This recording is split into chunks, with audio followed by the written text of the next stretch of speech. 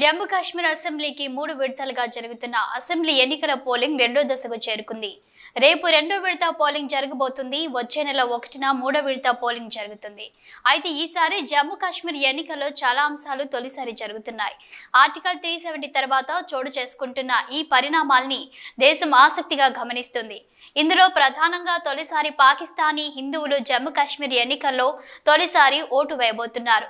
పశ్చిమ పాకిస్తాన్ నుంచి శరణార్థులుగా భారత్లోకి వచ్చిన హిందూ శరణార్థి కుటుంబాలు ఈసారి పోలింగ్లో పాల్గొంటున్నాయి. ఆర్టికల్ 370 రద్దు తర్వాత వీరికి తొలిసారి జమ్మూ కాశ్మీర్లో ఓటు హక్కు లభించింది. 1947లో పశ్చిమ పంజాబ్ నుంచి పాకిస్తాన్కు వలస వెళ్లిపోయిన వీరంతా ఆర్టికల్ 370 తర్వాత తిరిగి కాశ్మీర్కు శరణార్థులుగా తిరిగి వచ్చారు. వీరు దాదాపు 20,000 కుటుంబాల వరకు ఉన్నారు.